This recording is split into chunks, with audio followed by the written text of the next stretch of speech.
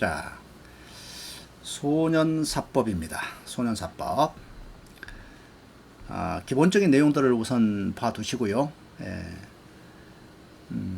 시험에 출제되었던 분야를 중점적으로 봐드리겠습니다. 자, 소년사법입니다. 발전 배경은 소년은 소년이기 때문에 좀 별도로 좀 처우하자는 얘기입니다. 영미법계는 국친사상에 기초한 형평법입니다. 자, 국친사상이 뭐예요? 아버지로서 부모로서 아이들을 관리하자 이런 얘기고요. 형평법은 형평을 맞추자는 것이죠.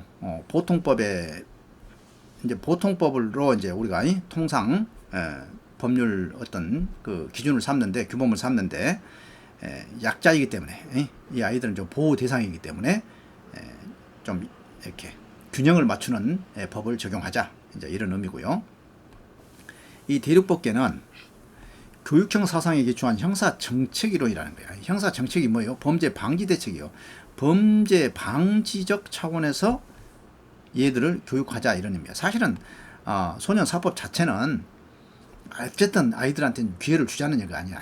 그런데 영미법계는 아버지로서 대륙법계는 범죄를 예방하는 차원에서 이렇게 접근하고 있다는 것.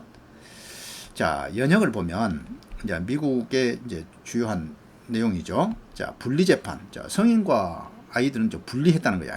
매사추세츠주에서 최초로 성인범과 분리해서 재판을 시작했다는 거야. 1870년입니다. 소년 법원이 따로 만들어졌어요. 언제? 1899년에 일리노이주 최초 소년 법원법이 제정이 됐다는 거야. 그래서 시카고 소년 법원이 개설되고요. 형벌 아닌 보호와 지도 및 개별 처우 계획 수립을 기본 원리로 했다는 거. 아이들한테 형벌이 아니라 좀 교육적이고 개선시키는 방향으로 가자. 소년 법원이 따로 만들어졌다는 거 굉장히 의미가 큽니다.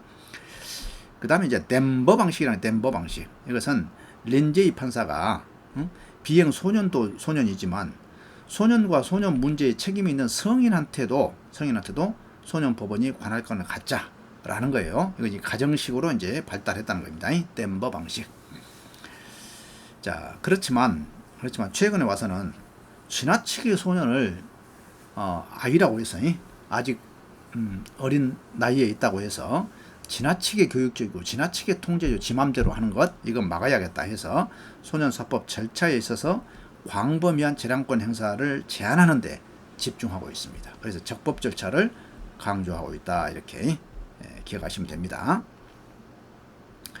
우리나라 지금 소년보호 입법이 굉장히 많습니다. 이렇게 자, 형법에서도 14세 미만은 형사 책임 무능력자로 처벌하지 않고요. 자, 아동은 16세 미만으로 해서 아동 혹사죄의 객체로 보고 있습니다. 자, 소년법에는 소년을 몇 살? 19세 미만으로 보죠. 물론 여기 이제 소년법에서 소년은 10세 이상입니다. 10세 이상 19세 미만입니다. 자, 그 다음에 아동 청소년 성보호에 관한 법률 19세 미만. 자, 청소년 보호법에서도 19세 미만. 청소년 기본법에서 9세 이상 24세 이하. 여러분들한테 이것을 뭐 구체적으로 묻는 질문은 안 나올 거야. 그런데 혹시라도 다른 공부를 하고 있다면 이 기본법만 다르잖아요. 청소년 기본법이야. 자, 요사이 뭐 청소년들이 워낙에 힘들다고 하니까 제가 그렇게 한번 암기시켜 봤어요.